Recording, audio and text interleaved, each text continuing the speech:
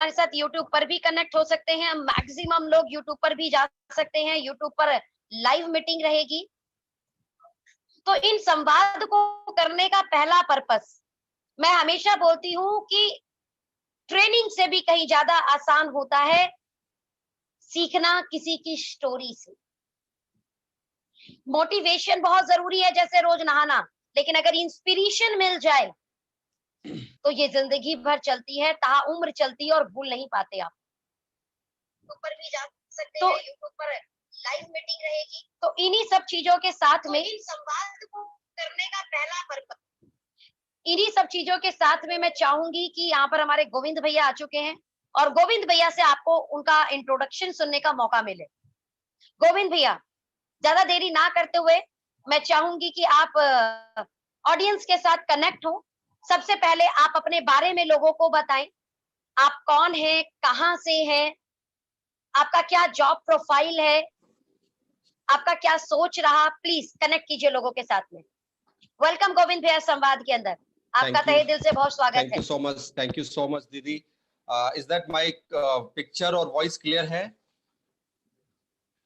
बहुत अच्छी है, बहुत शानदार। ओके, थैंक यू दीदी। Good morning. आपका ड्रेस कोड भी बहुत अच्छा है। थैंक यू दीदी, thank you so much. Good morning all of you. आप सभी का ओके लाइफ केयर और टीम मेंटर के इस शानदार सक्सेस स्टोरी संवाद में मैं गोविंद सिंह बारट आप सभी का स्वागत करता हूं। आई होप कि आज मेरी जो स्टोरी है, इस स्टोरी से आप लोग कनेक्ट कर पाए।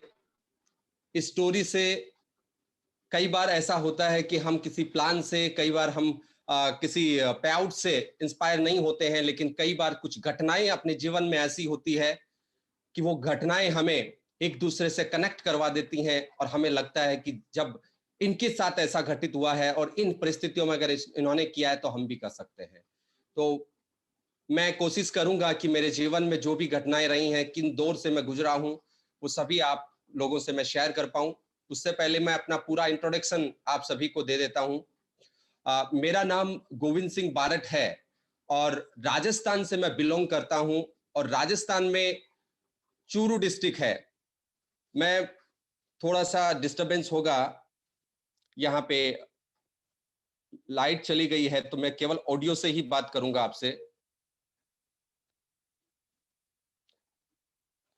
राजस्थान के चूरू डिस्ट्रिक्ट से मैं बिलोंग करता हूं। चूरू डिस्ट्रिक्ट में सालासर बालाजी के पास में मेरा एक छोटा सा गांव है। गोविंद भैया, जी दीदी। गोविंद भैया, मुझे सुन पा रहे हैं आप? तो जी, अगर घर में किसी का और का भी फोन है तो प्रयास कीजिए कि लालटेन या लाइट की कोई टॉर्च, या किसी के फोन का फोन में टॉर्च होते हैं, आज कोई दूसरा फोन हो तो उससे टॉर्च लगा लीजिए। अगर संवाद वीडियो के साथ हो सकता है तो बहुत अच्छा रहेगा। अभी देखिए, मैं दिखाई दे रहा हूँ, क्लियर है मेरी पिक्चर? हाँ, बिल्कुल अच्छे दिख रहे हैं आप। सुंदर बिल्कुल, लोग अंधेरे में भी दिखते हैं। थैंक यू दीदी। हाँ, मैं इंट्रोडक्शन पार्ट में था। जैसा कि मैंने बताया, मेरा नाम गोविंद सिंह है और राजस्थान से बिलोंग करता हूँ। और राजस्थान में चूरू डिस्ट्रिक्ट है, वहां पे सालासर बालाजी बजरंगबली का एक धाम है, बहुत फेमस है। उसके पास मेरा एक छोटा सा गांव है जिसका नाम चाड़वास है। और एक गांव के परिवेश से मैं आता हूं। और फैमिली बैकग्राउंड की बात करूं तो मेरे पिताजी और दो भाई थे। और मेरे पिताजी है वो पुलिस के अंदर सर्विस किया करते थे, एज ए कांस्टेबल उनकी सर्विस थी। और मेरे पिताजी बहुत ही एक पुलिस डिपार्टमेंट में बहुत ही ईमानदारी से अपनी सर्विस को 33 साल उन्होंने सर्विस किया। और उस समय पुलिस की ज्यादा कोई सैलरी नहीं हुआ करती थी, ज्यादा पे आउट उनका इनकम नहीं था। लेकिन जो भी था उस समय के लिए, औरों के लिए बहुत बेहतर था, बिकॉज वहां सर्विसेज कम हुआ करती थी और गवर्नमेंट सर्विस होना बहुत बड़ी बात मानी जाती है। और मेरे पिताजी की गवर्नमेंट सर्विस थी और उसी सर्विस से उन्होंने हम लोगों की परवरिश की। और मैं बात करूं मेरी फैमिली में तो मेरे पिताजी, मेरे माताजी और मेरे 6 भाई बहन हम लोग हैं। 3 बहनें मेरे से बड़ी हैं और उसके बाद मैं हूं और एक छोटा भाई और एक छोटी सिस्टर, सबसे छोटी सिस्टर है। हम 6 भाई-बहन हैं और मेरे जो पिताजी हैं उनकी जो मैंने जैसा कि बताया आपको कि सैलरी कुछ ज़्यादा नहीं थी, तो हमारी परवरिश और घर को चलाने के लिए पूरे जो उनकी सैलरी थी वो उसी में चली जाती थी। तो बड़ी बचत कोई नहीं हो पाती थी। हम ये कह सकते हैं कि लोअर मिडिल क्लास फैमिली से हम बिलॉन्ग करते हैं और सारा पैसा है वो उसी सब कुछ पे लग जाता था। कोई विशेष बचत जो है वो नहीं हो पाती थी और रिस्पॉन्सिबिलिटीज बहुत ज्यादा थी मेरे पिताजी के सर पे। और उसी दौरान बड़ी सिस्टर की शादी की, जो भी कुछ सेविंग थी उसमें लग गई। उसके बाद में 2 और सिस्टर की शादी पिताजी ने की, तो सारी पैसे जो थे उसमें लग गए और कुछ पैसे उनको इधर-उधर से लेना भी पड़ा। और ऐसा करके उन्होंने मेरी 3 सिस्टर की शादी कर दी थी। तब मैं बहुत छोटा था, ज़्यादा समझ नहीं थी। और अगर मैं बात करूँ एजुकेशन की, तो मैं बीए बीएड हूँ एजुकेशन से। और उस समय मैं मेरी जो क्लास मैं छठी 7वीं क्लास में पढ़ा करता था जब मेरी बड़ी सिस्टर की शादी हुई थी, तो ज़्यादा कुछ समझ नहीं थी। लेकिन जैसे-जैसे बड़ा हुआ, तो मुझे समझ में आने लग गया कि रियल में हमारे घर में पैसों की बहुत ज़्यादा सख्त आवश्यकता है। और जो कुछ भी मेरे पिताजी मेरे लिए कर रहे हैं, मुझे पढ़ा रहे हैं, मेरे छोटे भाई को, सिस्टर को पढ़ा रहे हैं, वो बिल्कुल ही बहुत ज़्यादा मेहनत से हम सबके लिए कर रहे हैं और उतना पैसा नहीं भी है, फिर भी सब कुछ हमारे लिए कर रहे हैं। तो गोविंद इन भैया, परिस्थिति आवाज की थोड़ी डिस्टरबेंस आनी शुरू हो चुकी है। 1 मिनट दीदी, मैं कोशिश करता हूँ आवाज को ठीक करने की। अभी क्लियर है मेरी आवाज कुछ? हाँ, आवाज क्लियर है। एक्चुअल में मेरे ख्याल से इंटरनेट इशू है, सो जी दैट दीदी, इंटरनेट का कुछ इश्यू हो सकता अभी है। अच्छा आ रहा है, अभी अच्छा आ रहा है। अभी बोलिए, आप कंटिन्यू, अभी जी, अच्छा है। तो मैं जब पढ़ाई कर रहा था, उस पढ़ाई के दौरान मुझे ये फ़ील होने लग गया था कि जो जो कुछ भी हो रहा है, उसमें मेरे घर में पैसों की सख्त आवश्यकता है। लेकिन उस समय उम्र ज़्यादा नहीं थी, एजुकेशन कुछ था नहीं था, तो एक ही चीज़ था कि मुझे पढ़ लिख करके कुछ अच्छा करना है। और सीख भी मुझे वही मिली। मेरे फ़ादर साहब भी मुझे यही कहते थे कि बेटा पढ़ाई-लिखाई करके कुछ अच्छी-सी नौकरी तुम्हारी लग जाए, तो हमें बहुत ज़्यादा हेल्प होगी, तो तुम्हें बहुत अच्छा-सा पढ़ना है। तो मैं पढ़ाई में बहुत अच्छा था, काफ़ी अच्छा रहा, मैं क्लास के अंदर हमेशा पोज़ीशन मेरी रहती थी। शुरू से दिल में एक थी, मैं मतलब लीडरशिप का एक शौक हमेशा से रहा है कि मैं जहाँ भी रहूँ मैं लीडरशिप करूँ। तो क्लास से ही वो चीज़ें हमें सीखने को मिलती थी, क्लास में ही मैं एज़ ए मॉनिटर हमेशा हुआ करता था। अगर अच्छे स्टूडेंट्स की बात की जाती थी, तो उनमें भी मैं आता था और परसेंटेज के हिसाब से भी मैं बहुत अच्छे परसेंटेज के साथ में क्लियर किया करता था। ऐसा करते हुए मैंने 10th क्लास किया और 10th करने के बाद में मैंने साइंस मैथमेटिक्स मैंने चुना और मैं आगे दूसरे शहर के अंदर पढ़ने के लिए चला गया। उसी दौरान पढ़ाई चल रही थी शानदार, लेकिन जो परिस्थितियाँ थी, वो मेरे साथ में और ज़्यादा मैं समझदार हो गया था, समझने लग गया था कि वाक़ई में पैसे की सख्त आवश्यकता घर में है और अ, फ़ादर साहब जो इनकम कर रहे हैं, उससे हो नहीं रहा है। और उस दौरान पिताजी ने रिटायरमेंट भी ले लिया था, क्योंकि उनकी कुछ हेल्थ इश्यूज़ थे, तो वो सर्विस को ज़्यादा कंटिन्यू नहीं कर पाए। 33 साल सर्विस करने के बाद में रिटायरमेंट हो चुका था उनका। तो ये सब कुछ होने के बाद फिर भी मन में यही था कि मैं 12th करने के बाद में कुछ ना कुछ ज़रूर साइड में कुछ करूँगा ताकि मुझे इनकम होनी शुरू हो जाए। मैंने ऐसे करके 12th क्लास वहाँ से क्लियर किया 2012 के आसपास, सॉरी 2006 के आसपास। मैंने जब क्लियर किया, तब एक चीज़ थी कि पैसा कमाना है साथ में और फिर आगे पढ़ाई करनी है और फ़ादर साहब ने भी कह दिया था कुछ ऐसा करो, ताकि कुछ इनकम भी हो। उसी दौरान मेरे किसी कज़न मेरे भाई के मेरे मौसी के बेटे थे, जो मेरे भानु भैया नाम था उनका। उन्होंने मुझे एक बताया कि गोविंद, तुम पैसा कमाना चाहते हो, तुम पढ़ाई के साथ कुछ ऐसा कर सकते हो। तो उनसे मैंने पूछा भैया क्या हो सकता है? तो उस दौरान वो इंजीनियरिंग के स्टूडेंट थे और उन्होंने मुझे रिकमेंडेड किया कि एक ईबीज़ नाम से एक सिस्टम है और इस सिस्टम के अंदर अगर तुम थोड़ा कुछ समझ सको, तो बहुत अच्छा हो सके। और उस समय एजुकेशन के नाम पे, कंप्यूटर एजुकेशन के नाम पे बहुत कम हमारे एरिया में हुआ करता था और ईबीज है वो कंप्यूटर कोर्सेज सेल किया करती थी और बाइनरी कॉन्सेप्ट एक था और बाइनरी कॉन्सेप्ट में 7,296 रुपए की ज्वाइनिंग हुआ करती थी और 7,296 रुपए में हम लोग एक सीडी देते थे, उसके अंदर कुछ कंप्यूटर कोर्सेज होते थे। वो कंप्यूटर कोर्सेज हम कहते थे कि आप घर पे भी इस सीडी के द्वारा कंप्यूटर कोर्सेज सीख सकते हैं और मुझे ये चीजें समझाई गई तो मुझे लगा कि हाँ, मैं कुछ स्टूडेंट को बहुत सारों को जानता हूं, तो मैं कहीं कनेक्ट कर पाऊंगा। और मैंने उनके कहने पे ईबीज में 7,296 रुपए कैसे भी करके और वहां से स्टार्ट किया। मैंने ईबीज में ज्वाइनिंग ले ली और मैंने अपने दोस्तों को बताना शुरू किया। 1 महीने मेरी कोई भी बातों को सुना नहीं गया। फिर धीरे धीरे कुछ लोगों को समझ में आया, मैंने वो सीडीज देना शुरू किया, मैं ज्वाइनिंग लाना शुरू किया और मेरी पे आउट है वहां से आने शुरू हो गई और धीरे धीरे कुछ इनकम मुझे वहां से आने लग गई। और धीरे धीरे माहौल ऐसा बना, मेरा वाई क्लियर नहीं था, मुझे नहीं पता था ये नेटवर्क मार्केटिंग का पार्ट है। बस इतना था कि ये करूंगा तो कुछ पैसा मिल जाएगा, तो करने लग गया क्योंकि पैसे की आवश्यकता थी। वाई क्लियर वहां नहीं था, बस करना था। क्या करना है, ये सीडी बेचनी है, ये पैकेज बेचना है जिससे तुम्हें कुछ इनकम आएगी। और मैं करता गया और धीरे धीरे वहां से मुझे अर्निंग शुरू हो गई। तो जब सेमिनार होते थे, मीटिंग होती थी, मैं जाता था और धीरे धीरे मेरे एरिया में मेरा क्रेज बहुत अच्छा हो गया था। मुझे इबीज वाले गोविंद जी के नाम से जाने जाने लग गया। उम्र कम थी, दिखने में ज्यादा बड़ा नहीं दिखता था, छोटा सा दिखता था, लेकिन मेरी जो स्पीकिंग पावर है वो शुरू से थी, मैं बोलता अच्छा था शुरू से ही, तो लोगों को कनेक्ट कर पाता था। तो मेरे साथ में स्टूडेंट बहुत सारे कनेक्ट हो चुके थे और मीटिंग सेमिनार में खूब सारे लोग आया करते थे। और उस समय मैंने उस स्टारडम को महसूस किया कि वाकई में ये जो कुछ भी है, कुछ पैसा भी आ रहा है और मुझे बहुत ज्यादा रिस्पेक्ट मिल रही है।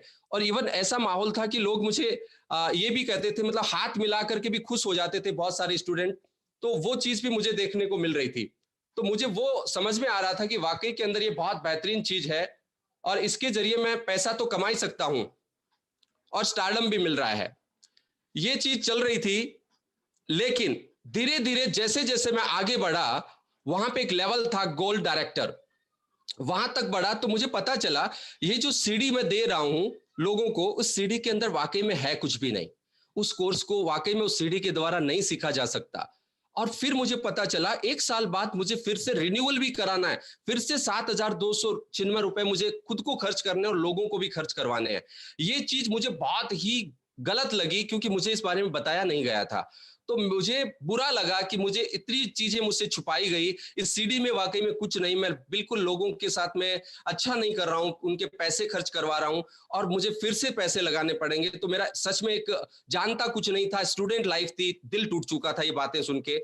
और जैसे ही 1 साल कंप्लीट हुआ, रिन्यूअल का टाइम आया, तो बहुत सारे लोगों ने रिन्यूअल नहीं करवाया। मैं खुद ने तो मैंने रिन्यूअल करवा लिया था क्योंकि मुझे इनकम आ रही थी वहां से। मैंने लगभग 1.5 से 2 लाख रुपए इनकी इनकम वहां से मैंने की थी, लेकिन रिन्यूअल नहीं हुआ। और बहुत सारे लोगों ने मुझे कंप्लेन करना शुरू कर दिया कि भैया इससे हम कुछ सीख ही नहीं पा रहे हैं, ये क्या दे रहे हो आप मुझे। तो मुझे गिल्टी फील होने लग गया कि वाकई में जो कुछ है गलत है। और जब मेरे फादर साहब को इस बारे में पता चला तो उन्होंने कहा कि बेटा ऐसा काम बिल्कुल नहीं करना है जिससे लोगों में तुम्हारी इमेज ये बने कि तुम लोगों के साथ में गलत कर रहे हो। ये सिस्टम सही नहीं है। सच में वाई क्लियर नहीं था, नेटवर्क मार्केटिंग का नॉलेज नहीं था, सिर्फ इतना था पैसा आता है तो एक चीज होगी कि पैसा मैं किसी और सिस्टम से कमा लूंगा, लेकिन ऐसा नहीं करूंगा। मैंने वहीं पे उस सिस्टम को छोड़ दिया और डिसीजन लिया कि जॉब में जाना है। और मैं जॉब में चला गया। 2007 में मैं बैंगलोर चला गया और बैंगलोर के अंदर एक कंपनी के अंदर एज ए लॉजिस्टिक एग्जीक्यूटिव की पोस्ट से मैंने अपनी जॉब की शुरुआत की। 6,500 रुपए मेरी सैलरी वहां पे शुरुआत में तय की गई, लेकिन मुझे ये था कि मुझे करना है। जब मैं वो जॉब कर रहा था, बहुत सारी फीलिंग आई थी क्योंकि मैं एक स्टारडम को देख के गया था। क्योंकि नेटवर्क मार्केटिंग में सच में बताऊं तो मुझे स्टारडम वहां ईबीज से मिला था। बहुत सारे लोगों ने रिस्पेक्ट मिली थी, वो स्टेज, वो पावर, वो तालियां, सब कुछ मिस करता था। फिर भी करनी थी क्योंकि जॉब ही सामने ऑप्शन था। मैं करता गया, सीखता गया। 1 साल बाद प्रमोशन हुआ, अच्छा करने लग गया, सैलरी भी बढ़ गई थी। और इसी दौरान घर वालों ने तय किया कि मेरी शादी कर दी जाए। 2009 के अंदर मेरी शादी तय कर दी गई और मेरे जीवन साथी के रूप में निशा मेरी वाइफ का नाम था और निशा से मेरी शादी होती है और बहुत अच्छी से मेरी लाइफ सेटल हो जाती है। और मैं बैंगलोर निशा को लेकर के सेटल हो जाता हूं बैंगलोर। मेरी जॉब भी अच्छी चलने लगती है। इस दौरान मैं कंपनी भी चेंज कर लेता हूं तो एक अच्छा प्रमोशन भी मुझे मिल गया था। वहां मेरी और अच्छी सैलरी हो गई थी। सब कुछ सेटल चल रहा था, सब कुछ शानदार चल रहा था। 2011 में मुझे मेरे जीवन में मेरी बेटी एंजल का जन्म होता है। 2011 तक सब कुछ बेटर, हम बहुत खुश थे, सब कुछ शानदार चल रहा था। अचानक से 2012 में मुझे न्यूज आती है कि तुम्हें घर आना है इमरजेंसी में आना है। तो मैं सरप्राइज हो गया कि ऐसा क्या हुआ कि मुझे अचानक घर बुलाया जा रहा है। तो मुझे बताया गया कि आपके बड़े फादर साहब हैं, जो मेरे बड़े पापा थे, उनकी तबीयत खराब है और तुम्हें इमरजेंसी में तुम्हें घर आना है, फ्लाइट लेकर के आ जाओ। तो मुझे लगा मेरे जो बड़े पापा हैं उनकी उम्र 80 साल के आसपास हो चुकी थी, तो मुझे लगा हो सकता है ज़्यादा सीरियस हो, बीमार हो। मैं इमीडिएट बेस पे वहाँ से फ्लाइट लेता हूँ और घर पहुँचता हूँ, और जैसे ही मैं घर पहुँचा और पता चलता है कि मेरे बड़े पापा की तबीयत खराब नहीं है, मेरे फादर साहब इस दुनिया में नहीं रहे। पैरों के नीचे से ज़मीन निकल जाती है। एक ज़्यादा कुछ नहीं समझा था, घर में कभी इतनी बड़ी ट्रेजेडी नहीं देखी थी अपने जीवन काल में, लेकिन अचानक से इतनी बड़ी ट्रेजेडी देख कर के समझ नहीं पाया क्या करूँ, खुद को सँभाल नहीं पाया, और उस परिस्थिति में खुद को एकदम टूटा हुआ पाया, लेकिन फिर भी सँभाला। एक मन में थी कि मैं अपनी फैमिली को हौसला दे पाऊँ, और मैंने उस परिस्थितियों में अपनी फैमिली को सँभाला। मैंने कहा मैं हूँ, मैं सँभालूँगा सब कुछ। जो ऊपर वाले ने कर दिया है हमें इसको स्वीकार करना होगा। उस दौरान फादर साहब चले गए, और उसके ठीक 20 दिन बाद मेरे बड़े पापा जो बीमार चलते थे, मेरे फादर साहब के वियोग में उनको बहुत आघात पहुंचा, और उनके वियोग में 20 दिन बाद बड़े फादर साहब की भी डेथ हो जाती है। हमारी जॉइंट फैमिली थी। दो बुजुर्गों का साया अचानक से मेरी फैमिली से मेरे ऊपर से उठ जाता है, और बहुत ज़्यादा मुझे लगता है कि अब शायद कुछ बचा नहीं, कैसे होगा, क्या होगा? कभी जीवन में कहते हैं बुजुर्गों की कमी उनके जाने के बाद महसूस होती है कि उनकी भूमिका हमारे जीवन में क्या है। मैं कमा रहा था, इनकम थी, सब कुछ था, लेकिन जो साया था बुजुर्गों का वो अचानक से गया, तो समझ में नहीं आया कैसे सँभालूँगा। और घर के अंदर पहली बार इतनी बड़ी ट्रेजेडी हुई थी, तो मुझे लगा कि मुझे अब अपनी वहाँ से जॉब को कंटिन्यू नहीं करना चाहिए, मुझे मेरी फैमिली को टाइम दे करके इसको सँभालना चाहिए, क्योंकि मेरी छोटी सिस्टर का बहुत ही बुरा हाल हो गया था इस घटना से। वो बिल्कुल एकदम जैसे पागल होते हैं वैसे करने लग गई थी, उसको सँभालना बहुत ज़रूरी था, छोटे भाई को हिम्मत दिया, ऐसे करके फैमिली को सँभाला। मैंने 1 साल इस दौर में मेरा निकल गया, मैंने जॉब को वहाँ से रिज़ाइन कर दिया था, और मेरे घर वहाँ पे जो भी घर वगैरह था, जो रेंट पे रहता था, लेकिन पूरा सामान वगैरह सब कुछ था। मैंने मेरे फ्रेंड को फ़ोन किया कि जो कुछ भी है तुम जिस भी रेट में बिक सके बेच दो। मैं वहाँ कंटिन्यू नहीं कर सकूँगा, नहीं आ पाऊँगा, वो सारा सामान बेच दिया गया, और मैं मेरी फैमिली के साथ में रह रहा था, सँभाल रहा था सबको। इस दौरान अच्छा ये हुआ कि मेरा छोटा भाई है, उसकी गवर्नमेंट सर्विस लग गई थी। तो मेरे फादर का एक सपना था कि हम दोनों भाइयों में से कोई एक तो सर्विस लगे, और वो भी एक अच्छी सर्विस लगे। तो मेरे छोटे भाई की सीआईएसएफ के अंदर गवर्नमेंट सर्विस लग गई थी। तो एक गुड न्यूज़ हमें मिली, तो थोड़ा-सा सुकून हमें मिला कि भाई की सर्विस लग चुकी है, और फादर साहब का सपना भी था कि सर्विस लगे, तो एक गुड न्यूज़ हमें वहाँ से मिली। और मैंने थोड़ा-सा और हिम्मत लगी कि चलो अब भाई की सर्विस लग गई है, तो कुछ फाइनेंशियल जो प्रॉब्लम है, वो वहाँ से सॉर्ट आउट हो जाएगी, और मैं फैमिली को और सँभाल पाऊँगा, और मैं यहीं पे कुछ कर लेता हूँ। इसी दौरान थोड़ा-सा मेरा पॉलिटिकल टच ज़्यादा था, तो गाँव में बहुत अच्छा मेरा बैकग्राउंड था, लोग रिस्पेक्ट मेरे फादर साहब की बहुत ज़्यादा करते थे, वही रिस्पेक्ट मेरी भी थी। लोगों ने मुझसे, गाँव के लोगों ने कहा कि भैया आप हमारी मदद कीजिए, कोई भी काम होता था तो वो मेरे पास आ जाते थे, मैं उनको सॉल्यूशन देता था, मदद करना मेरे नेचर में है, और नेचर की बदौलत मैं सबके दिलों में रहता था। फाइनली इलेक्शन हुए, और इलेक्शन के दौरान सजेशन हुआ कि टिकट जो है वो मुझे दी जाए और मैं इलेक्शन लड़ूं। हमारे यहाँ पे ब्लॉक मेंबर होता है, जिसमें हम प्रधान का चुनाव करते हैं, 1-2 गाँव को मिला करके एक ब्लॉक बनता है, उस ब्लॉक के अंदर ब्लॉक मेंबर का चुनाव होता है, और ब्लॉक मेंबर मिलकर के एक प्रधान का चुनाव करते हैं। तो मुझे ब्लॉक मेंबर की टिकट मुझे मिली पार्टी की तरफ से, और मैंने चुनाव लड़ा, और वो चुनाव मैं जीत गया। मैंने वहां से जीत की, उम्र कम थी लेकिन लोगों का साथ बहुत अच्छा रहा, प्यार बहुत रहा, तो मैं इलेक्शन जीत गया। तो मेरा टाइम लोगों की सेवा में बीतने लग गया। 1 साल मैंने उसमें दिया, और वो दौर चलता गया, तो मेरा रुतबा तो बढ़ गया था, लोग रिस्पेक्ट करते थे, पॉलिटिशियन जो भी मेरे एरिया के थे बहुत अच्छा रिस्पेक्ट था, बहुत अच्छे कांटेक्ट हो गए थे, लेकिन एक ईमानदार छवि थी। पैसा नहीं था मेरे पास में, पैसा नहीं कमा पाता था, क्योंकि बहुत सारी चीजें बहुत सारी करनी पड़ती है, तब जाकर के वहां से कुछ इनकम आती है। तो पैसे की कमी महसूस होने लग गई। रुतबा तो बढ़ गया था, जब मीटिंग में जाना होता तो गाड़ी लेके जाना पड़ता था, तो गाड़ी का पैसा भी जेब से लगता था। तो कहने का मतलब रुतबा था लेकिन पैसा नहीं था, तो ये चीज मैं फील कर रहा था।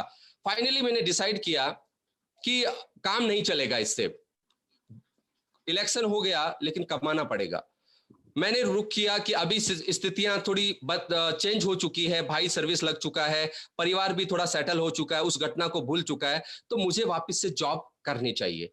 फाइनली मैंने अपना रिज्यूम अपडेट किया और रिज्यूम अपडेट करके और मुझे वापस से कॉल आई अहमदाबाद से और एक कंपनी ने मुझे as a logistic manager hire कर लिया। एक अच्छे पैकेज पे मुझे सर्विस मिली और मैं अहमदाबाद चला गया और बहुत बढ़िया वहां पे मुझे सेटअप मिला और मैंने मेरी वाइफ को भी मैं साथ में लेकर के चला गया और वहां पर भी रहने लग गया। कंपनी की तरफ से मुझे फ्लैट मिल गया और गाड़ी मुझे लेने आती थी, सब कुछ वेल सेटल, अच्छा सा चल रहा था, बहुत शानदार चल रहा था। यानी 2015 में मैंने फिर से जॉब स्टार्ट कर दी। उससे पहले मैंने छोटे भाई और छोटी सिस्टर की भी शादी की थी, तो उसमें भी मेरा बहुत ज्यादा खर्च हो गया था। मेरे फादर साहब ने 2 जिम्मेवारियां मेरे ऊपर छोड़ के गए थे कि छोटे भाई की शादी करना और सिस्टर की शादी करना। दोनों मैंने उस दौरान 2014 में कर दी थी। मैंने वो जिम्मेवारी पूरी की। उसमें मेरे काफी सारे पैसे भी लगे, सेविंग भी थी, वो चली गई। यानी बहुत सारा खर्चा हो गया था, तो जॉब की आवश्यकता फील होने लगी थी। फिर 2015 में जो रिज्यूम अपडेट हुआ, जॉब मिली, जॉब करने लग गया, अच्छी सैलरी थी, सब कुछ सेट चल रहा था, खुश भी था, क्योंकि वहां तक नेटवर्क मार्केटिंग का वाई क्लियर नहीं था, तो दिमाग में भी नहीं था। फाइनली धीरे धीरे सब कुछ सेट चल रहा था। 2017, 2 साल मुझे हो चुके थे जॉब करते हुए, सब कुछ सेट था। 2017 में अचानक से मुझे कॉल आती है, मेरे भाई की पोस्टिंग थी गुवाहाटी आसाम, वहां से मुझे कॉल आती है कि सर आपको अचानक गुवाहाटी पहुंचना है। मैंने कहा भैया क्यों पहुंचना है? जवाब आया कि सर आपके भाई की तबीयत बहुत ज्यादा खराब है और आपको आना होगा।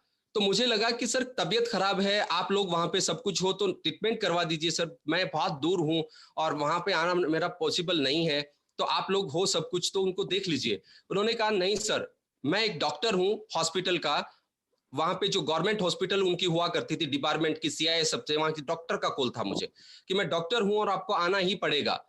तो मुझे कुछ शंका हुई, मुझे लगा कि शायद कुछ ऐसी घटना हो गई, गोलीबारी हो गई होगी, तो शायद कुछ गोली वगैरह ऐसा कुछ लग सकता है, दिमाग में तरह तरह के ख्याल आए। मैंने डॉक्टर साहब से पूछा कि सर प्लीज रिक्वेस्ट है, मुझे जो हकीकत है वो बताइए, क्या हुआ है, मुझे क्यों बुलाया जा रहा है? तो उन्होंने कहा कि सर मैं आपसे एक चीज कहना चाहूंगा, आपके भाई को एक बीमारी है और वो बीमारी बहुत गंभीर है, हमें डाउट है कि वही बीमारी है।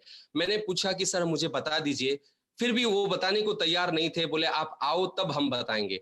लेकिन मैंने कहा सर मैं मेंटली तैयार हूं, आप मुझे बताइए क्या हुआ। मैं ऑफिस में था उस समय और अचानक से जब उन डॉक्टर साहब ने मुझे कहा कि मुझे इंडिकेशन है कि आपके भाई को अचानक से जो प्रॉब्लम हुई है वो ब्लड कैंसर है, मेरे पैरों के नीचे से जमीन निकल गई थी। वर्ड्स नहीं थे मेरे पास कि मैं क्या बोलूं डॉक्टर साहब को। मैं वहीं पे बैठ गया था और चारों आसपास का एरिया चक्कर खाने लग गया था कि पता नहीं क्या हो गया। फिर खुद को संभाला और सोचा कि मुझे क्या करना चाहिए। मैंने इमीडिएट मैं वहां से घर गया और घर जाकर के मेरी वाइफ को मैं बोला कि मुझे कंपनी से कुछ अर्जेंट काम के लिए बाहर जाना पड़ेगा, क्योंकि मुझे कंपनी अक्सर भेजा करती थी उधर उधर, तो मुझे बाहर जाना पड़ेगा, तो मैं आज नाइट में निकलूंगा और मुझे कहीं जाना पड़ेगा। तो वाइफ ने कहा कि ठीक है कोई बात नहीं है। मैंने इमीडिएट मेरे फ्रेंड को फोन किया, मेरी हिम्मत नहीं हो रही थी कुछ भी करने की। मेरे फ्रेंड ने मेरे फ्लाइट टिकट्स बनाए, उसको मेरी बात बताई। मेरे फ्रेंड बहुत जबरदस्त सपोर्ट मेरे जीवन में उसका रहा है, दीनू नाम है, और उसको मैंने बताया तो उसने इमीडिएट फ्लाइट की टिकट्स बनाई और मेरी मॉर्निंग फ्लाइट थी।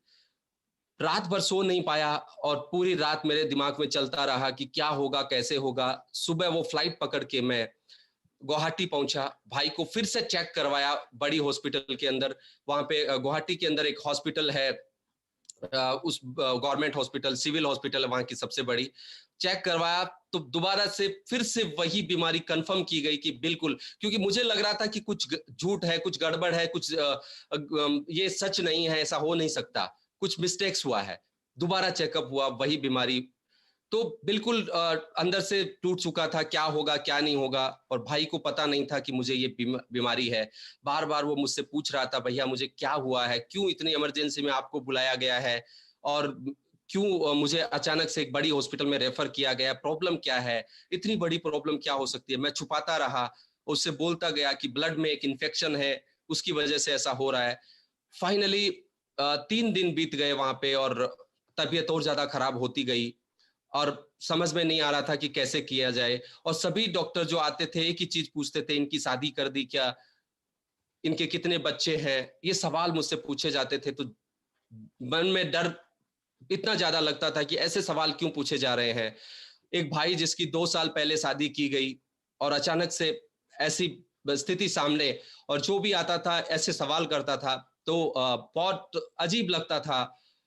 फाइनली रात के 12-1 बजे थे और भाई ने मुझे उठाया और बोले कि भैया एक बात पूछनी है। मैंने कहा बताइए। मैं पास ही में नीचे लेटा हुआ था। उसने बोला कि मुझे बताइए, मुझे प्रॉब्लम क्या है। तो मैंने फिर से वही जवाब दिया कि ब्लड में इन्फेक्शन है। तो उसने कहा कि भैया मैंने मेरे सिम्टम्स है वो मैंने नेट पे सर्च किए हैं, मेरे सारे सिम्टम्स हैं वो ब्लड कैंसर के हैं, मुझे ब्लड कैंसर हुआ है। मैं उस समय उससे छुपा नहीं पाया और वो चीज मैंने उसको बताई कि चिंता मत कर, अगर है तो हम लड़ेंगे और बेस्ट से बेस्ट हॉस्पिटल में हम इलाज कराएंगे।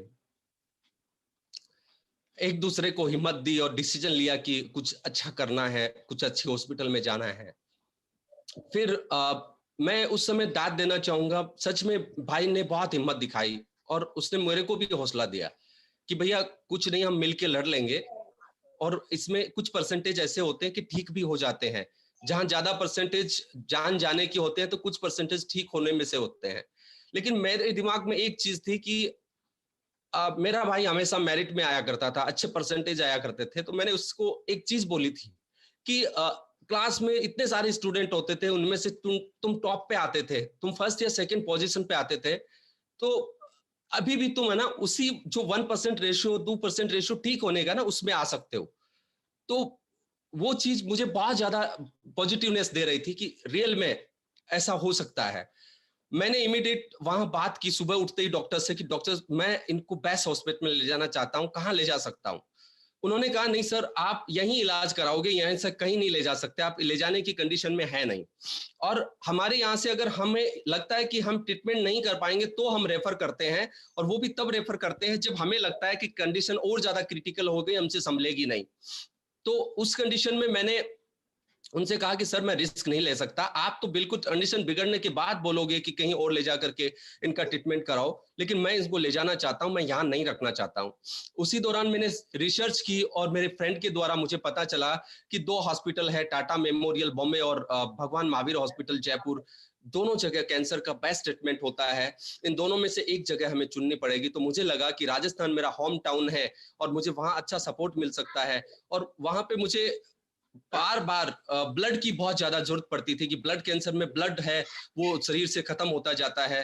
तो जो इनके डिपार्टमेंट के जो जवान थे वो बार बार आकर के, कभी 10 जवान आकर के ब्लड देके जा रहे हैं, कभी 20 जवान आकर के ब्लड देके जा रहे हैं। मैं किसी को जानता नहीं था गुवाहाटी में, लेकिन उन जवानों ने बार बार ब्लड दिया। मुझे लगा कितनी बार ये देंगे, ये खत्म होता जा रहा है।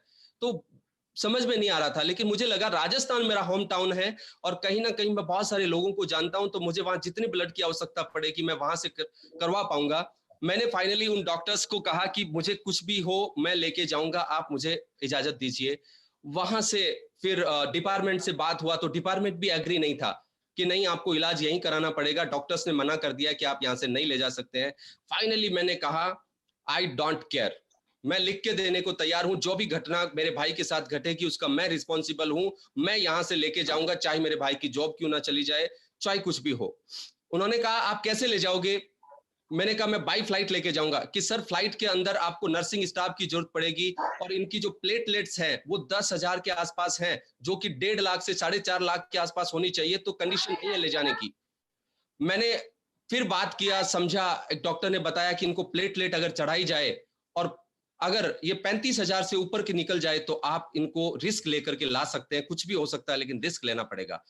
तो मैंने वो रिस्क लिया और मैं इमीडिएट बेस पे उनको फ्लाइट से जयपुर हॉस्पिटल में, भगवान महावीर हॉस्पिटल में पूरे दिन की जर्नी करके लेके आ गया और मेरे भाई का ट्रीटमेंट वहां पे शुरू हो गया। बहुत क्रिटिकल कंडीशंस वहां पे भाई की रही, लेकिन उस कंडीशंस में एक ही चीज रही। एक मिनट, थोड़ा सा डिस्टरबेंस है। मेरे भाई को ट्रीटमेंट चालू कर दिया गया और मैं ट्रीटमेंट वहां पे करवा रहा था, डॉक्टर से मुझे जवाब नहीं मिल रहा था और सब कुछ बहुत खतरनाक कंडीशन में चल रहा था। लेकिन उस समय मेरी फैमिली को नहीं पता था कि ये घटना मेरे साथ हो चुकी है। मेरी मदर को ये पता था कि मैं अहमदाबाद में सर्विस कर रहा हूँ, मेरा भाई गुवाहाटी में सर्विस कर रहा है, किसी को नहीं पता था। सिर्फ मैंने मेरी वाइफ से शेयर किया था कि ऐसा कुछ हो चुका है। मेरी वाइफ ने वहाँ पे निशा ने मुझे हिम्मत दी कि नहीं कुछ नहीं, ठीक कर लोगे, आप बिल्कुल अच्छा कर लोगे। वो मेरी हिम्मत देती रहती थी। फाइनली मैंने 15 से 20 दिन बाद में मेरी फैमिली को थोड़ा-थोड़ा बताना शुरू किया कि मैं यहाँ पे हूँ, भाई को थोड़ी दिक्कत हो गई है, मैं उसको भर्ती करा रखा है। ऐसा मैंने किया और चल रहा था ऐसा और अचानक से मैं बताऊं मेरी वाइफ को सेकंड डिलीवरी होने वाली थी। मैं अहमदाबाद में उनको छोड़ के आया था और मैंने मेरे ससुर जी से कहा कि आप अहमदाबाद से जाकर के उनको लेके आ जाइए बिकॉज वो अकेले हैं वहां पे और मुझे यहाँ पे वक्त लगने वाला है। वो वहां से लेकर के आ गए थे और मेरे ससुराल में ही उनको रखा क्योंकि आप हॉस्पिटल में हो तो उनको वहीं पे रखा गया, उनके पीहर में रखा गया और सेकंड डिलीवरी टाइम था। मैं हॉस्पिटल में भाई के पास में था और डिलीवरी का टाइम हो गया था, उनको हॉस्पिटल ले जाया गया और हॉस्पिटल में डॉक्टर्स ने कहा कि नॉर्मल डिलीवरी हो जाएगी, आप वेट कीजिए 2 घंटे। उन्होंने 2 घंटे वेट किया। अचानक से जवाब आया कि सी इज अ क्रिटिकल, ये क्रिटिकल है और अब इसको आप किसी बड़े हॉस्पिटल में लेके जाइए। मेरे ससुराल वाले ज्यादा नहीं समझ पाए उस बात को और उनको उस जगह से लेकर के रवाना हो गए और रास्ते के अंदर इतनी ज्यादा क्रिटिकल कंडीशन हो गई कि मेरी वाइफ की रास्ते में डेथ हो गई और मेरे वाइफ और बच्चे दोनों को नहीं बचा पाए। फाइनली मेरे पास कॉल आता है कि ऐसी घटना हो गई है, आपकी वाइफ इस दुनिया में नहीं है। फिर से एक बहुत बड़ा वज्रघात मैं कह सकता हूं मेरे जीवन में आया। फिर से पैरों के नीचे से जमीन खिसक गई और ये लगा कि शायद ऊपर वाले ने सब कुछ मेरे साथ गलत करने का सोच लिया है। लेकिन कहते ना कई बार ऐसा होता है कि जब ऊपर से मार पड़ने लगती है तो आप तैयार हो जाते हो उसके लिए कि ठीक है जितना मारना है वो मार लो, मैं रेडी हूं। मैंने उस परिस्थिति को समझा और भाई को बोला कि मुझे थोड़ा काम है, मुझे जाना पड़ेगा, घर जाके आता हूं। मैंने भाई के साले को वहां पे छोड़ा हॉस्पिटल में और मैं इमीडिएट वहां से रवाना हुआ और रवाना होकर के घर पहुंचा। पूरी फैमिली को, पूरे रिश्तेदारी को मैंने ही फोन किया कि ये घटना हो चुकी है और आप घर पे पहुंचिए और सबको फोन करके बुलाया और इस दौरान मेरी वाइफ का जो अंतिम संस्कार है वो मैंने किया। और जो 12 दिन होते हैं जनरली, उन 12 दिनों में मैं रहा और बार बार भाई का फोन आता था, उनसे यही बोलता मैं कि सब कुछ ठीक है, निशा को जो बेबी होने वाला था वो इस दुनिया में नहीं है इसलिए मुझे रुकना पड़ रहा है। तो वो पूछता भाभी जी ठीक है, मैंने कहता बिल्कुल ठीक है, कोई दिक्कत नहीं, तू ठीक है, क्योंकि डॉक्टर्स ने कहा था इनको कोई ज्यादा स्ट्रेस नहीं देना है। तो मैंने सोच लिया था कि मेरे जीवन में इतना बड़ा हो चुका है लेकिन मैं एटलीस्ट भाई को ये ना बताऊं। एक कोशिश थी कि बस ये ठीक हो जाए, जो होना था मेरे साथ बुरा वो हो चुका है। और 12 दिन बाद में 13वें दिन मैं ठीक भाई के सामने था और उसके सामने खड़ा होकर मुस्कुरा रहा था क्योंकि उसको एहसास ना हो। और उस दौरान ये मेरी कंडीशन चलती जा रही थी। फाइनली धीरे धीरे पॉजिटिव रिपोर्ट आनी शुरू हुई। भाई का ट्रीटमेंट अच्छे से काम करने लग गया था। डॉक्टर से बोला कि अभी ठीक कंडीशन में है, ठीक होते जा रहे हैं। और 8 महीने हॉस्पिटल हम रहे और 8 महीने बाद मुझे थोड़ा एक पॉजिटिव न्यूज मिला कि अभी काफी रिकवरी हम कर चुके हैं और आपको डिस्चार्ज किया जाना है, लेकिन हर 7 से 8 दिनों बाद में आपको हॉस्पिटल आते रहना है। लेकिन हमने डिसीजन लिया कि हम जयपुर ही रहेंगे, हमने वहीं फ्लैट ले लिया था, वहीं रहना शुरू कर दिया था। तो अब कुछ समय मुझे मिलने लग गया, खुद कुछ अकेलापन मुझे महसूस होता, बहुत सारी चीजें मुझे महसूस हो रही थी। तो खुद को बिजी कैसे करूं ताकि मैं उन सब चीजों को भूल पाऊं। तो मैं इंटरनेट के ऊपर मोटिवेशनल वीडियो देखना शुरू कर दिया था मैंने, ताकि खुद को मोटिवेट करूं और उस मोटिवेशन से मैं खुद को और मजबूत कर सकूं। और वो मोटिवेशनल वीडियो हकीकत में मुझे हिम्मत देते थे। मैं बहुत सारे मोटिवेशनल वीडियो वहां पे देखता था और वो वीडियो देखते देखते मुझे कुछ वीडियोज ऐसे आए जो डायरेक्ट सेलिंग से रिलेटेड थे और मैंने डायरेक्ट सेलिंग के वीडियोस देखने शुरू हुए। तो वहां से मेरा वाई क्लियर होने लग गया कि मैं जो जॉब कर रहा था, अचानक से ये घटनाएं घटी और मुझे अब जॉब भी वहां से छोड़नी पड़ेगी, मेरे जीवन में अब कुछ नहीं है, मुझे क्या करना चाहिए? तो मुझे लगा कि क्यों ना मैं खुद को बिजी करूं, ये डायरेक्ट सेलिंग को कर लूं। तो मैं एक सर्चिंग मोड में था। फाइनली मेरे किसी दोस्त के द्वारा मुझे वेस्टिज के गोविंद बारे में भैया, बताया गया। जी, गोविंद भैया, यहाँ पर अब मैं थोड़ा सा स्टॉप करूंगी आपको, राइट? मतलब कुल मिलाकर ये बोल सकते हैं कि डायरेक्ट सेलिंग आपने शुरू किया अपने आप को इंगेज करने के लिए, अपने आप राइट। को मोटिवेट करने के लिए, जी, अपने संघर्ष की जो कहानी रही उसमें अपने आप को एक अगेन एक इंस्पिरेशन देने के लिए। तो कुल राइट। मिलाकर ये बोल सकते हैं कि सन 2017 आपके जी, डायरेक्ट सेलिंग में जो जुड़ना हुआ, उसका जुड़ने का सबसे मेन कारण आपके जीवन की कहानी रही। राइट। तो ये कह सकते हैं कि डायरेक्ट सेलिंग इंडस्ट्री किसी को जीवन भी दे सकती है, जीने के लिए एक दिशा दे सकती है, जीने के लिए बिल्कुल। फिर से मोटिवेट कर सकती है, जीने के लिए फिर से अगेन इस लेवल पे खड़ा कर सकती है कि तुझको जीना और तुझको बहुत बड़ा करना है। जी, सुपर। दीदी। तो वो कंपनी कौन सी रही जिसमें आपने स्टार्ट किया था सन 2017? 2017 में मुझे वेस्टिज का प्लान देखने का मौका मिला और वेस्टीज को समझने के बाद में, क्योंकि डायरेक्ट सेलिंग करनी थी और उस समय वेस्टीज का क्रेज अच्छा था और काफी जगह वेस्टीज कर रहे थे लोग और मुझे वेस्टीज दिखाया गया। तो मुझे लगा कि बिल्कुल ठीक है और मुझे करना है, मैंने करना स्टार्ट कर दिया और साथ साथ में भाई की केयर भी कर रहा था, साथ में वेस्टीज भी कर रहा था। दोनों चीजें एक साथ चल रही थी और कुछ रिलेटिव्स को मैंने उसमें इन्वॉल्व किया, कुछ फ्रेंड्स को मैंने इन्वॉल्व किया और धीरे धीरे मैं वहां पे बिल्ड करता गया। और वहां करते समय इवन मैं लगभग 40,000 आसपास में जॉब को छोड़ के आया था। तो पहला टारगेट यही था कि जितना मैं जॉब में कमा रहा था उतना पैसा मैं यहाँ से कमाना शुरू कर दूं तो ये बेटर है मेरे लिए। तो वेस्टीज को कितना कितना वक्त दिया आपने वेस्टीज को? मैंने वेस्टीज को अराउंड 1.5 साल दिया मैंने। क्या लेवल लिया आपने 1.5 साल में वहां पे? गोल्ड डायरेक्टर का मेरा वहां पे लेवल रहा। ओके। तो गोल्ड हाईएस्ट पे डायरेक्टर आउट? लेवल, हाईएस्ट पे आउट मेरा रहा 30,000 रुपए। ओके, बहुत और बढ़िया। फिर ये ओके वो लाइफ केयर कैसे आया? वहां पे दीदी डायरेक्ट सेलिंग में ज्यादा नहीं जानता था, लेकिन वेस्टिज में आने के बाद में मैंने डायरेक्ट सेलिंग को और डीपली जानना शुरू किया। तो मुझे कहीं ना कहीं कुछ डिफिकल्टीज आ रही थी वेस्टिज करते हुए। ये डिफिकल्टीज आ रही थी प्राइस को लेकर के। मुझे डिफिकल्टीज थी कि मैं प्रोडक्ट किसी को रिकमेंडेड करता था, लेकिन रीपर्चेज जब करने की बारी आती थी तो मुझे उनको फोन करना पड़ता था, कई बार वो नहीं भी करते थे। वो एक सबसे बड़ी दिक्कत। तो जो लैग्स थी, कभी ये कमजोर हो रही है, कभी वो कमजोर हो रही है, तो ये भी डिफिकल्टीज आ रही थी। फिर धीरे धीरे प्लान को समझा मैंने, वेस्टिज के प्लान को डीपली समझा। तो डीपली समझा तो मुझे बहुत सारे नेगेटिव पॉइंट्स जो उस प्लान को लेकर के थे वो मुझे मिले।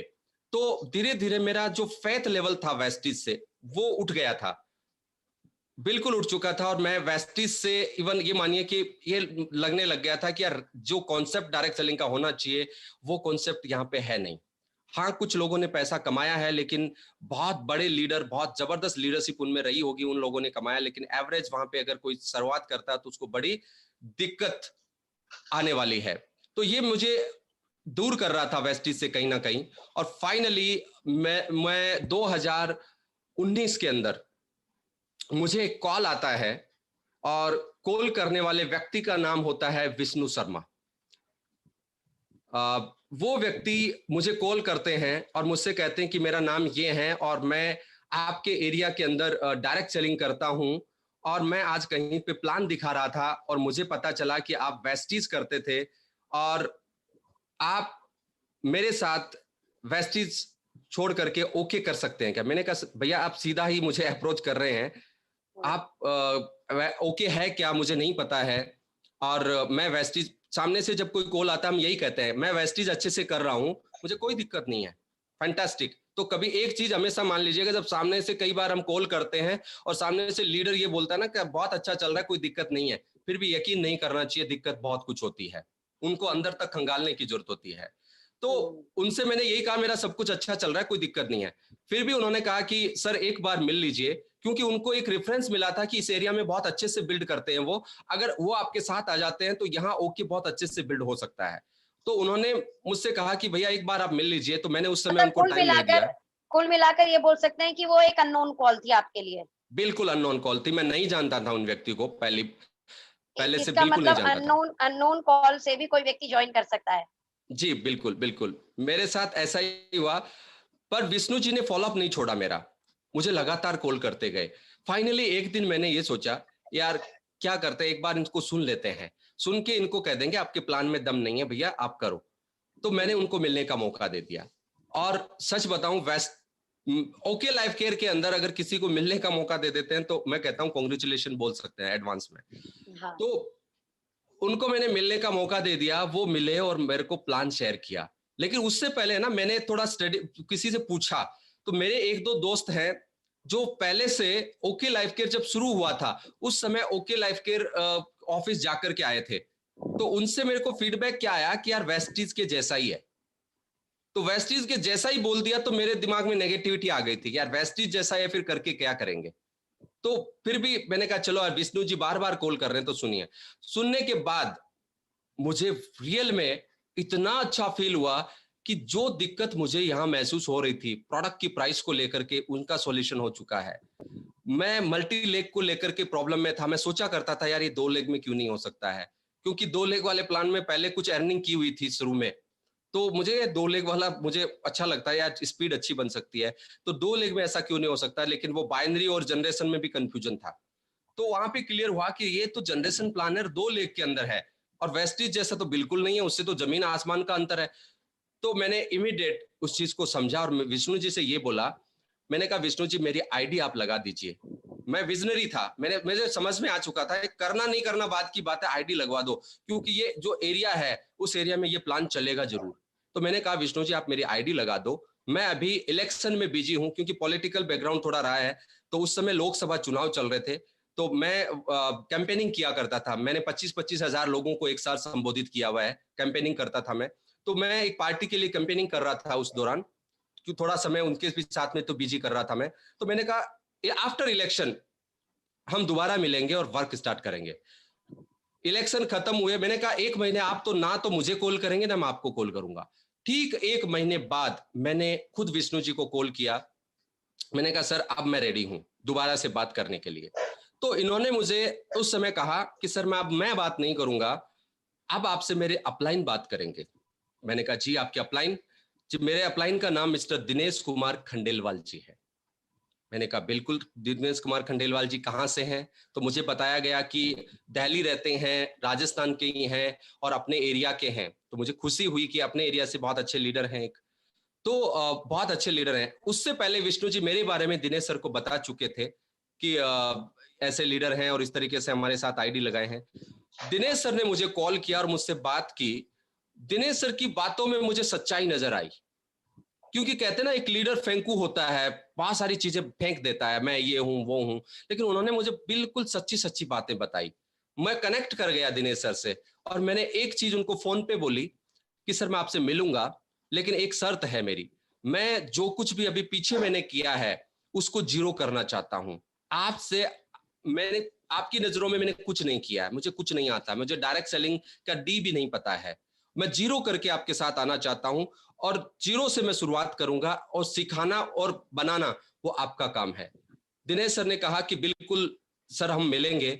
और मेरी किस्मत रही उस समय जयपुर के अंदर अपना एलडीपी प्रोग्राम डिसाइड हुआ और मेरे भाई की पोस्टिंग है वो उस दौरान मैंने करवा दी थी आमेर, जयपुर ट्रांसफर करवा लिया था। और जिस होटल में अपनी एलडीपी होने वाली थी उससे मात्र 2 किलोमीटर की डिस्टेंस पे उनकी बटालियन सीआईएसएफ की 8th रिजर्व बटालियन थी। तो मैंने कहा सर ये जो हॉस्टल आप बता रहे हैं जिसमें आपकी एलडीपी होने वाली है मेरे नजदीक है, तो वहां पे मैं मिल सकता हूं। तो सर ने कहा बिल्कुल सर, आप एलडीपी प्रोग्राम है हमारा, तो वहां पे आप आइएगा, मैं आपसे मुलाकात करूंगा। और मुझे मौका मिला, मैं लक्की था कि पहली ही बार मेरी मुलाकात एक ऐसी जगह पे होती है जहां पे ओके लाइफ केयर के तमाम धुरंधर लीडर मौजूद थे और ग्रेट सीईओ मिस्टर टीके सारन जी वहां पे मौजूद थे।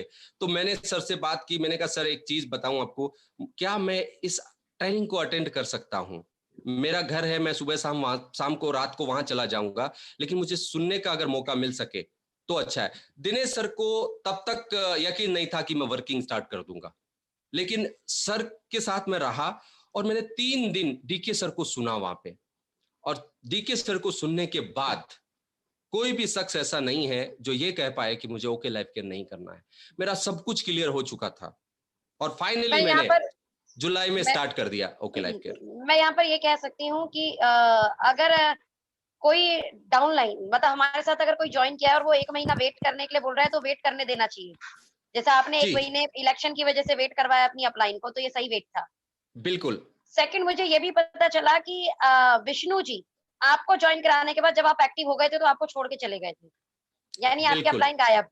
बिल्कुल। विष्णु जी कुछ समय बाद छोड़ के चले गए थे।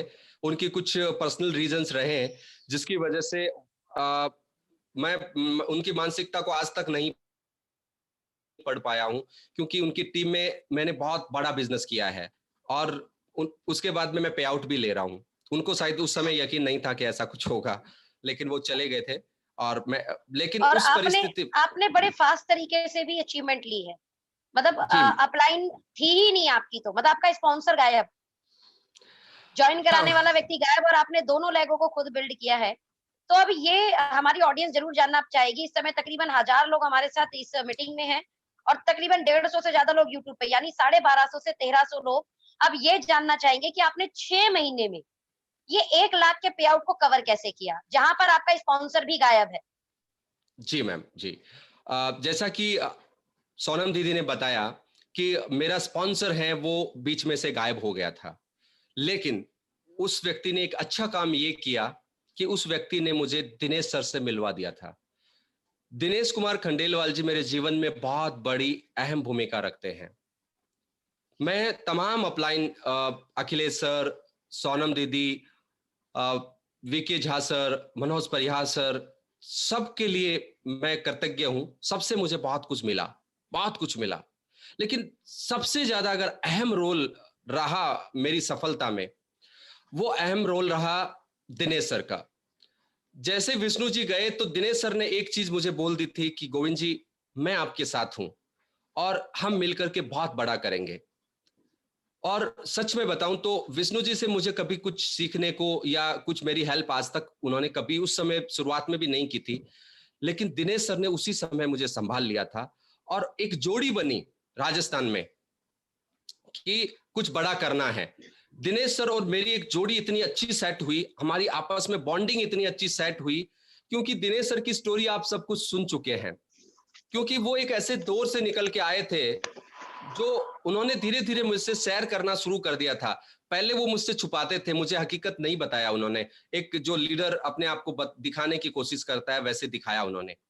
लेकिन बाद में धीरे-धीरे उन्होंने अपनी फैमिली के बारे में, अपने पीछे पास्ट के बारे में मुझे बताना शुरू किया गया। हमारे अंदर एक फ्रेंडशिप, एक छोटे भाई, बड़े भाई की एक जोड़ी के रूप में हम बनने लगे। उन्होंने जो पूरी चीज़ें मुझे बताई, उसके बाद में मैं और ज़्यादा नज़दीक आ गया, उनसे कनेक्ट हो गया कि इनके साथ इतनी सारी प्रॉब्लम्स हैं, फिर भी ये कर रहे हैं, तो मैं क्यों नहीं कर सकता? और हम दोनों ने मिलके काम स्टार्ट किया और स्टार्टिंग पॉइंट हमारा बहुत वो रहा स्ट्रगल वाला। बहुत पैसे उनके पास भी नहीं थे उस समय और मेरी जो भी सेविंग थी वो मेरे भाई की ट्रीटमेंट में चली गई थी और बहुत सारा पैसा मेरा चला गया था, तो कुछ पैसा मेरे पास भी नहीं था। लेकिन एक अच्छी चीज ये थी कि मुझे कभी पैसे के लिए किसी किसी भी से भी मैंने अगर कहा तो आ, वो तैयार मिलता था, क्योंकि मेरी इमेज बहुत अच्छी आज भी है, पहले भी थी। बहुत ज्यादा रिस्पेक्ट करते हैं मेरे मेरे आसपास के लोग, मुझे बहुत ज्यादा प्यार करते हैं। तो पैसे की कमी मुझे कभी किसी ने होने नहीं दी। जब भी पैसे की जरूरत पड़ी, पहले से एडवांस मुझे मेरे लिए तैयार थे। तो सर से मैंने कहा कि सर मुझे मिलता है पैसा, तो क्यों ना हम मिलके करें। जब भी आवश्यकता पड़ी मैं पैसा खर्च करता था और कहीं भी जानना होता था सर मेरे साथ होते थे, हम दोनों ने मिलके काम शुरू किया। शुरुआत मेरी जो हुई वो आसपास का जो मेरी एक सोच थी कि मैं वेस्टीज में जो लोग मेरे साथ थे, मैंने उनको एक बार अप्रोच किया लेकिन ज्यादा रिस्पॉन्स नहीं मिला, तो मैंने उनको छोड़ दिया। मैंने कहा नई टीम बनानी है, नया काम करना है। तो वेस्टीज की जो मेरी टीम थी उससे दो लोग ऐसे थे जिन्होंने ये कहा कि आईडी लगा लेंगे, जिसमें एक मेरे दोस्त हैं मिस्टर मुबारक और एक मेरे विक्की भाई हैं। दोनों ने कहा आईडी लगा लेंगे, चलो ठीक है आईडी लगा लेंगे। ये ऐसी बात हुई लेकिन टीम साथ नहीं आई। फाइनली मेरे एक रिलेटिव ब्यूटी चरण है, उन वो जो मोदी केयर कर रहे थे, उनके पास स्टॉकिस पॉइंट था मोदी केयर का। हम पहली बार उनके पास में गए और उनको हमने शेयर किया और उनको प्लान शेयर करने के बाद में उन्होंने कहा कि यार बहुत जबरदस्त प्लान है और इसको तो बहुत अच्छे से किया जा सकता है। तो यूडी चारण सर हमारे साथ में आए और वहां से फिर जो मेरे दोस्त थे मिस्टर मुबारक खान, उनके द्वारा एक और व्यक्ति को रिकमेंडेड किया गया, मिस्टर सुनील पिपलवा। ये 2 व्यक्ति मुझे मिले और यूडी चारण सर की तरफ से मुझे एक लीडर से मेरी मुलाकात होती है, जो मोदी केयर के कपल हैं और सीकर से बिलोंग करते हैं, मिस्टर अंजू सुशील सैनी। ये कपल मुझे मिलते हैं, यहाँ से मेरी शुरुआत होती है और हम ये बिल्ड किस करना महीने शुरू से हुई करते हैं। भैया? बिकॉज़ आपने जून में शुरू कर दिया था, ये किस महीने में? बिकॉज़ हाँ, अच्छे ये लीडर एकदम नहीं मिल जाते। ये एक स्ट्रगल के दौरान पे ये किस मंथ मिले आपको? अंजू ये अंजू मेरा दीदी और ये लोग? मुझे मुझे ये जो लीडर हैं, ये मुझे मुलाकात होती है जुलाई एंड के आसपास। ओके। इस समय तकरीबन मेरी 2 महीना ले सकते हैं, डेढ़ हाँ, महीना। हाँ, यहाँ इनकी मुला उससे पहले तो बस ये देखना। इन डेढ़ महीनों में आपने प्लान लगातार किया था? जी, मैं इतना नहीं, क्योंकि मैं कहीं न कहीं अभी भी फुल समय नहीं दे पा रहा था, क्योंकि भाई की रिस्पॉन्सिबिलिटी थी मेरे पास। भाई को मुझे चेकअप कराना जाना, मैं जयपुर में था, तो मैं पूरी तरीके से किसी को सेट किया पहले मैंने कि भाई की देखभाल के लिए, तो वो समय कुछ उसमें भी गया मेरा। तो ओके। जुलाई एंड में मैंने वर्किंग, जून में मैंने स्टार्ट किया था, जुलाई एंड में मैंने प्रॉपर तरीके से फील्ड में निकलना शुरू किया, दिनेश सर के साथ में शुरुआत हम लोगों ने की और ये लोग मुझे मिले। यहाँ से असली कारवां शुरू हुआ हमारा और उसी के साथ मेरे सेकंड लेग के अंदर मुझे एक ये मानिए कि बहुत अच्छे कपल और मिले दिल्ली से, मंजू सैनी जी और मिस्टर एस के सैनी जी। एक जी। बहुत अच्छे कपल ज्वाइन हो चुके थे, तो मुझे उनकी तरफ से भी था कि हाँ वो भी अच्छा करेंगे, तो मेरी एक लेग में यहाँ से शुरुआत होती है और दूसरी लेग मेरी दिल्ली से शुरू होती है। लेकिन जो लोकल जो मेरा था ग्राउंड होम टाउन, उस एरिया में मेरी यहाँ से शुरुआत होती है, फिर उनके जरिए मैं आगे बढ़ता जाता हूँ। वहां से फिर मुझे जो सुनील पिपलवा जी एफएलपी से बिलोंग करते हैं और मिस्टर अंजू सुशील सैनी जी, ये लोग हैं, वो मोदी केयर के लीडर थे, एसईडी लेवल इनका था। तो यहाँ से मुझे 2 अलग-अलग कंपनियों के लीडर मुझे मिलते हैं और इनके जरिए मुझे नेटवर्क वहां से मिलता है। इनके साथ जब मैंने वर्किंग स्टार्ट किया, तो सुशील जी सर के द्वारा मुझे बहुत सारे मोदी केयर के लीडर्स से मिलवाया जाता है। वहां मैं प्लान पे प्लान करता जाता हूँ। लगातार हम लोगों ने, दिनेश सर और मैंने मिलकर प्लान कंटिन्यूस किए मैंने, और सुनील जी के द्वारा मुझे बहुत सारे लीडर से मिलवाया जाता है। वहां से मुझे लीडरशिप मिलना शुरू होती है। मुझे संजय सिंघोदिया जी, राकेश जी बील, ऐसे कुछ एफएलपी के और मोदी केयर के अच्छे लीडर्स मुझे मिलते हैं। उषा जी, जितेंद्र जी जैसे मोदी केयर के लोग मुझे मिलते हैं। यहाँ से मेरी जर्नी शुरू होती है। बहुत सारे लीडर लगातार आना शुरू हुए और मेरी जर्नी यहाँ से स्टार्ट हो जाती है। पहले महीने में 50-50 नहीं कर पाया था। दूसरे महीने जाके मैं 50-50 के नजदीक पहुंचा और लगभग तीसरे महीने मेरा 50-50 हो गया। वहां से मेरी असली जर्नी शुरू होती है। मतलब कुल मिला के 2 महीने आपका 50,000 भी मैच नहीं हुआ। जी, नहीं हुआ था। ओके। ये जो बिल्कुल नहीं टीम हुआ मिली था। है आपको, ये टीम कैसे मिली? थोड़ा-सा लोग ये जानना चाहेंगे, क्योंकि ये लोगों को आप जानते नहीं थे जी, और ये ये व्यापार लोगों का व्यापार है, तो लोग कैसे मिले आपको? जी, लोग शुरुआत में, अगर मेरी शुरुआत की बात करूँ तो जैसा कि मैंने बताया कि मुझे पहले यूडी चारण जी मिले, उनसे फिर मुझे एक एक ही रिकमेंडेशन मुझे मिला उनके द्वारा। वो थे अंजू जी और सुशील जी, जो मोदी केयर के हैं। और मेरे एक फ्रेंड जो बहुत एसटीज में मेरे साथ थे, वो आए साथ में, लेकिन काम उन्होंने नहीं किया। लेकिन उन्होंने एक बंदा ऐसा मिलवा दिया मुझे, जिसका नाम मिस्टर सुनील पिपलवा जी था। ये मतलब दोनों लोगों के रेफरेंस से मिले हैं ये लोग जी, जी, आपको? लोगों के रेफरेंस से मुझे, मेरी शुरुआत लोगों के रेफरेंस से हुई। वहां से मेरी असली शुरुआत हुई और मैंने लगातार काम करना शुरू किया। आप ये रेफरेंस लोगों से माँगते हैं या लोग अपने आप दे देते हैं? जी, जिन लीडर्स के साथ मैंने काम किया और जिनको मैंने बताया कि आपको इस तरीके से, अगर आपके जो भी लोग हैं, उनसे आप मुझे प्लान कर सकते हैं, प्लान करवा सकते हैं, मैं आपके तैयार हूँ। तो लोगों ने अपनी लिस्टें बनाई और ओके, लिस्ट बना करके और उन्होंने मुझे वन बाय वन मिलवाना शुरू किया ओके। और मैं प्लान करता गया और ओके लाइफ केयर का प्लान इतना शानदार था, प्रोडक्ट इतने शानदार थे कि मुझे रिजल्ट बहुत अच्छा मिला। लगातार कुल प्लान पे कुल प्लान। मिलाकर ये बोल सकते हैं कि आपने क्या करा, लिस्ट से लिस्ट बनाई। जी, लिस्ट से एक लिस्ट बनाई। व्यक्ति मिला तो उस व्यक्ति की लिस्ट बनवाई, जाकर उसके लिस्ट पर काम किया, फिर वो व्यक्ति मिला तो उसकी लिस्ट बनवाई, उसकी लिस्ट पे काम किया। यानी जी। टीम में जाकर ग्राउंड लेवल पर उतर के 1 two 1 1 two 1 1 two 1 1 two 1, that's very great thing. और दूसरा दीदी, मैंने साथ में एक चीज और की कि मेरे पास से मेरे डायरेक्टली कोई भी लीडर मेरे पास आता, किसी को भी मैंने क्लोज किया, मैंने एक ही चीज रखी कि मेरी टीम में पे आउट किसका बन सकता है इस लीडर को जानने से, चाहे वो उसकी इनर साइड हो चाहे आउटर साइड हो, मैंने कभी नहीं देखा। मैंने वहां पे भी उसको, उस व्यक्ति को दे दिया कि तुम प्लेसमेंट कर लो। मैंने इस स्ट्रेटजी पे काम किया, यानी जो फ्लैगशिप की जो बात आती है 10%, उस फ्लैगशिप पे मैंने ज्यादा ध्यान नहीं दिया। मैंने टीम बिल्डिंग पे ध्यान दिया कि मेरी टीम अगर बिल्ड हो जाएगी तो मैं फ्लैगशिप बाद में भी बना सकता हूं, मेरी मतलब टीम कुल अगर मिला ग्रोथ कर के जाएगी हम तो। थोड़ी सी अगर सेक्रीफाइस कर दें, और अगर अच्छा लीडर है तो जी, सेक्रीफाइस करके उस लीडर को डेवलप किया जाए, ज्यादा अच्छा है। बिल्कुल बिल्कुल, वो बहुत अच्छी चीज है। अगर आपके पास वो लीडर होगा तो आपके पास और ज्यादा संभावना है आगे बढ़ने की। अगर वो लीडर है ही नहीं, जिसका पे आउट ही नहीं बन पा रहा है, तो वो क्या करेगा? तो ये जी। चीज हमेशा करनी चाहिए। आपको कभी नहीं देखना चाहिए कि नहीं मेरी स्पील तो आउटर साइड में ही आती है तो मैं तो वहीं स्पील करूंगा। ऐसा बिल्कुल नहीं है। अगर आपको पता है कि आपका लीडर कहाँ कमजोर पड़ता है, उस जगह पे अगर आपके पास कोई प्लेसमेंट आती है तो उस व्यक्ति को दे देनी चाहिए, जिससे आपकी टीम बढ़े। ऐसा और क्या किया आपने जो 6 महीने में आपका पे आउट 1 लाख पहुँचा है? बिकॉज़ यहाँ बहुत सारे लोग ऐसे होंगे जो अपना पे आउट 1 लाख करना चाहते होंगे। जी, सबसे इंपॉर्टेंट चीज ये की हमने हमने मीटिंग, लगातार होम मीटिंग हमने वहां पे की। होम मीटिंग हमारी चली। होम मीटिंग करते करते हमने बड़ी मीटिंग करना बहुत जल्दी शुरू कर दिया था, बहुत जल्दी।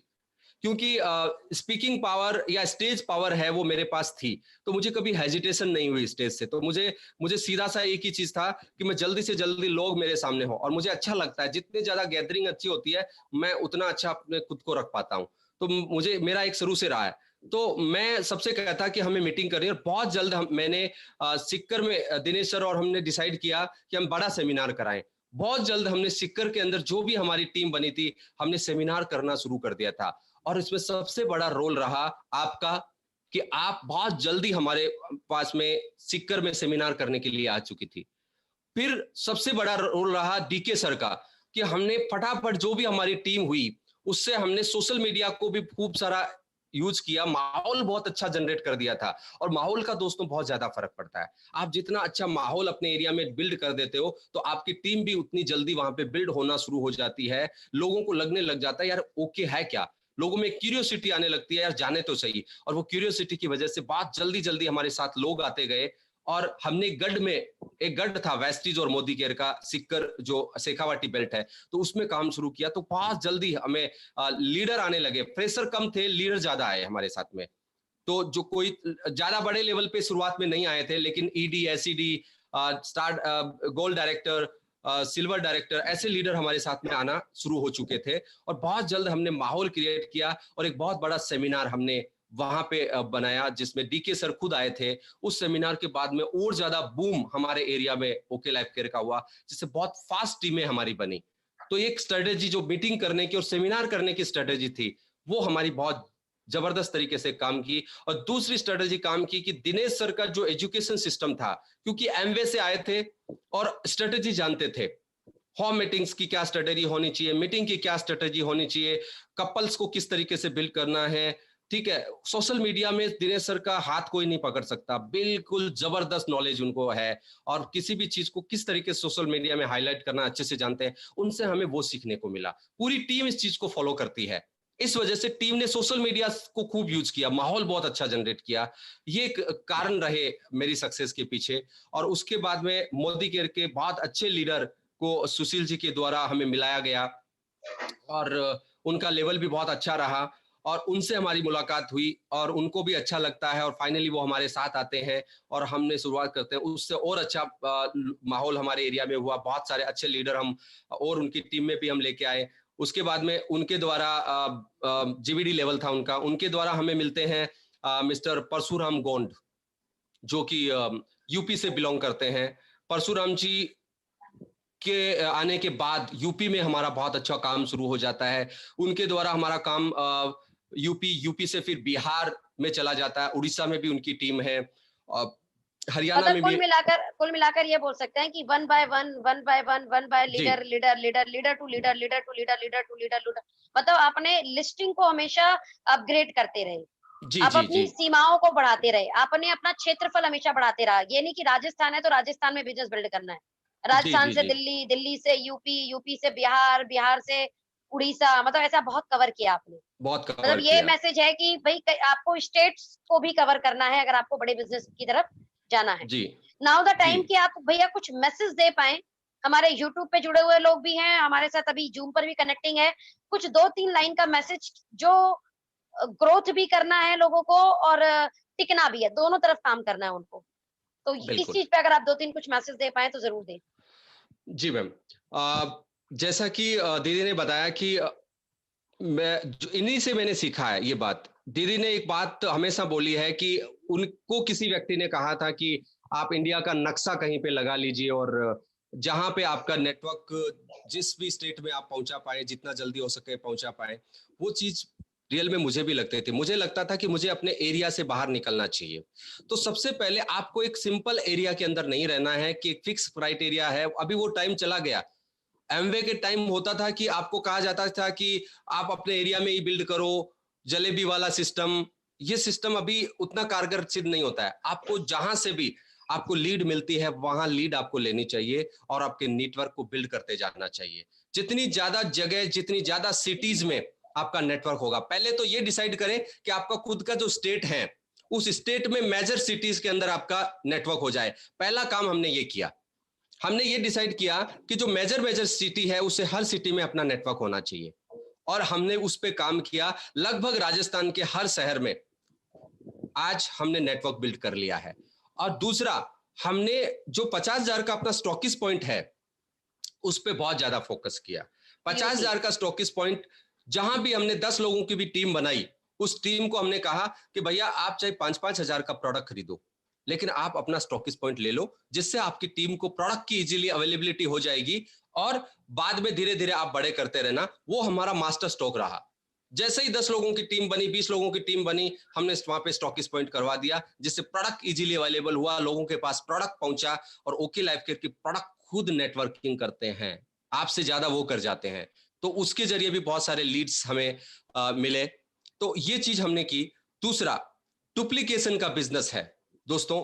यकीन मानिए, अपलाइन पे डिपेंड होकर के अगर आप काम करोगे तो बहुत छोटा कर पाओगे, लेकिन जिस दिन खुद के ऊपर कमान संभाल ली। एक बहुत अच्छी बात मुझे एक बहुत बेहतरीन लीडर से सुनने को मिली, अजय शर्मा सर से, कि अपलाइन बन के काम कीजिए, डाउनलाइन बन के नहीं। एक सोच जो है वो ये रखिए कि आई एम द अपलाइन, और मैं एक अपलाइन होने के नाते मेरा क्या काम है वो करना शुरू कीजिए। रिस्पॉन्सिबिलिटी लेना सीखिए। ये मत सोचिए अपलाइन आएगा ये कर देगा, अपलाइन आएगा मेरी मीटिंग कर देगा, अपलाइन आएगा मेरा 1-to-1 कर देगा। ये सोचना खत्म कीजिए। खुद को तैयार कीजिए, खुद को डुप्लीकेट कीजिए। जितना ज्यादा खुद को डुप्लीकेट करेंगे और अपनी टीम को डुप्लीकेट करेंगे, ये बिजनेस उतना ही ग्रो करता जाएगा। दूसरी बात, आप जब डुप्लीकेट करते हैं, अपनी नॉलेज को अपग्रेड करते हैं, तो चाहे बड़े से बड़ा लीडर क्यों हो, कभी भी डरना नहीं है। वो बड़ा लीडर अपनी जगह पे है, अपने एरिया में है। यहाँ के तो हम सिकंदर हैं। आप जब बैठते हो तो ओके लाइफ केयर का बेस्ट नॉलेज लेकर के बैठो किसी के सामने, और जब बात करते हो तो इतने कॉन्फिडेंस के साथ में करो कि भैया प्लान ज्वाइन करे या ना करे, एक चीज उसके मुंह से निकल जाए, यार आपके प्लान दिखाने का तरीका और आपका कॉन्फिडेंस बहुत शानदार है। आप वहीं पे जीत जाते हो, आपकी जीत है। और मैं जब भी जहां भी बैठा, मुझे ये शब्द बहुत लोगों से मिलने को सुनने को मिला कि सर आपकी शैली बहुत अच्छी है, आप प्लान बहुत अच्छा दिखाते हो। मैं वहां पर भी समझ जाता हूँ इस व्यक्ति के मैंने दिल को टच किया है, इसके बहुत दिमाग को मैंने शानदार। हिट किया है, और मैं अगर इसको फॉलोअप में रखूंगा तो वो व्यक्ति जरूर आएगा। और ऐसा हुआ बहुत भी है। शानदार, बहुत ये एक शानदार। मैसेज सबको देना चाहूंगा। और दूसरा मैसेज ये है, टिके रहना, कंसिस्टेंसी, लगातार काम करना।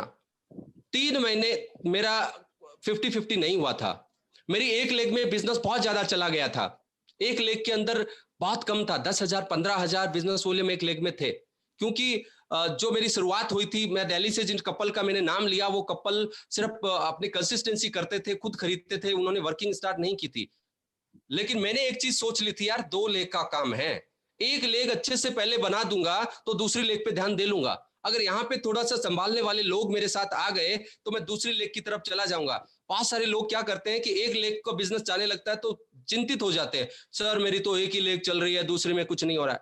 नहीं, टेंशन नहीं लेना, 2 ही तो लेग बनानी है। एक को अगर आपने अच्छे से बिल्ड कर दिया, फिर दूसरी पे ध्यान दे लेना।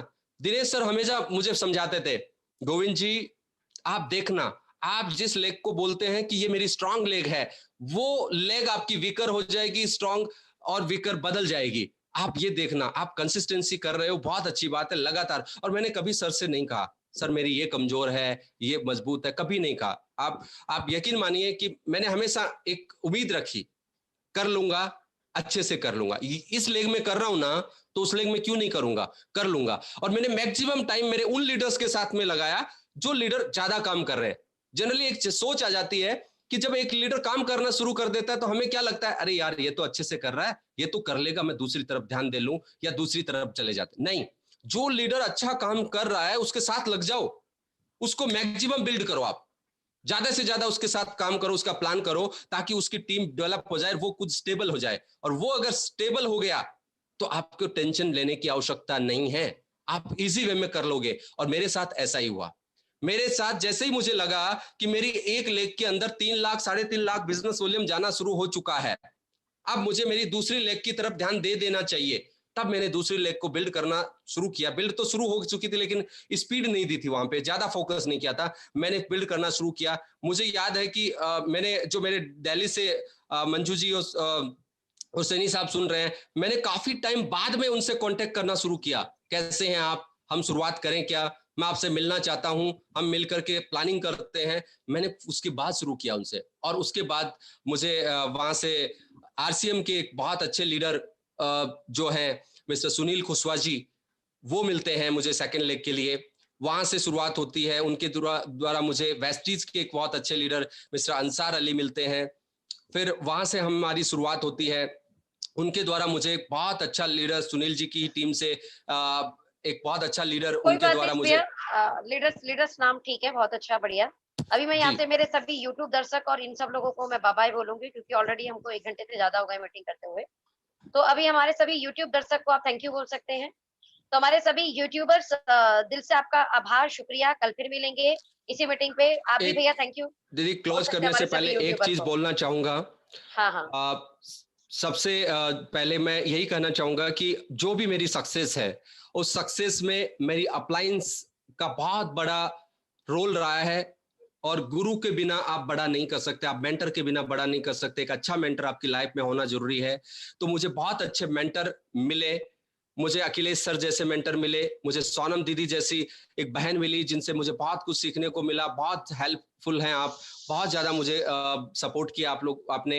मुझे झा सर से भी बहुत कुछ बातें उनसे सीखने को मिलती है, मुझे मनोज परियार सर से बहुत कुछ सीखने को मिलते हैं।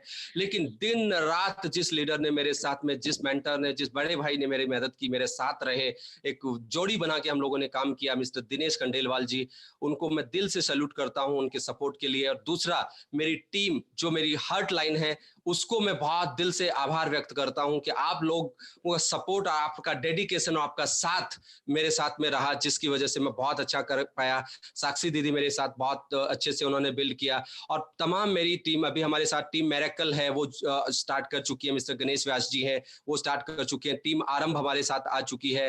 तो बहुत सारी ऐसी अच्छी टीमें हमारे साथ प्लग हुई हैं। बहुत अच्छे लीडर हमारे साथ में कनेक्ट हो रहे हैं। और वेस्टीज के 4 क्राउन हैं अभी और हमारे साथ में कनेक्ट हुए हैं। तो कहने का मतलब अच्छी लीडरशिप लगातार हमारे साथ आती जा रही है। वो सिर्फ नतीजा है कि आप सब ने जो प्यार दिया, जो सपोर्ट किया, जिसकी वजह से हम आज जो बन पाए हैं। और लगातार हम अच्छी ग्रोथ करते जा रहे हैं और आगे भी करेंगे, तो डेफिनेटली बहुत बड़ा करेंगे। थैंक यू सो मच, आज आप लोग बहुत आए और मेरी बहुत सक्सेस बहुत स्टोरी को आपने सुना। Thank you so again much, again love you बहुत ऑल। बहुत शुक्रिया। हमारे सभी यूट्यूबर को बहुत शुक्रिया। बाकी जूम वाले लोग यहीं पे रहेंगे ताकि हम सवाल उठा पाए। मैं अगेन दिल से हमारे सभी यूट्यूब के दर्शकों को थैंक यू बोलूंगी, और कल हम फिर मिलेंगे ठीक शाम को 7 बजे।